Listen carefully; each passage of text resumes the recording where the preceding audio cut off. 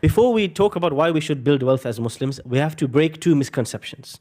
The first misconception is that the Prophet ﷺ was poor. Whoever says the Prophet ﷺ was poor, I challenge this person to bring me concrete evidence of this.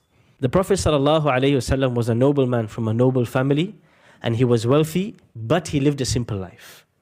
He chose to live a simple life. It is not that he was poor, that he did not have the means, that he struggled. No, he chose to live a simple life even though he had access to wealth. The Prophet ﷺ owned land, he owned farmland. Part of this farmland was generating rent, income.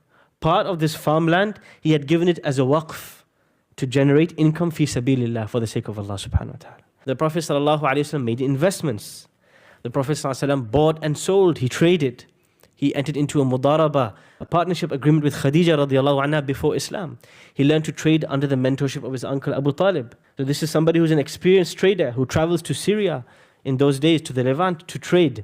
He understood the ability to understand local cultures, prices, customs, products. He had all of this understanding. The moment he arrives in Medina, after building Masjid Quba, after building Masjid Quba, what is the first thing the Prophet ﷺ builds? One apartment for each of his wives. Property. He gave importance to these things. This is the first misconception. For us to think the Prophet ﷺ was a poor, financially illiterate person, this is a lie against the Messenger ﷺ.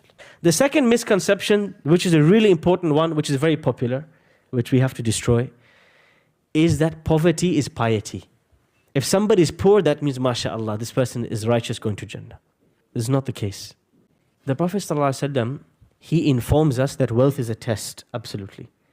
And he also informs us that the people who have less, they tend to be the people who are more conscious of Allah because they have less material tests. They're able to focus on the worship of Allah, and they're able to give less importance to these things.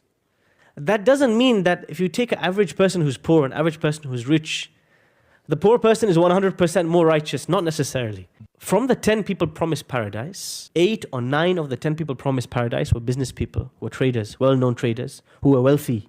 They were affluent, they were not poor. So these are the two misconceptions. Number one, the misconception that the Prophet ﷺ was poor, and number two, the misconception that poverty is piety. The Prophet ﷺ said, نِعْمَ الْمَالِ الصَّالِحِ لِلرَّجُلِ الصَّالِحِ.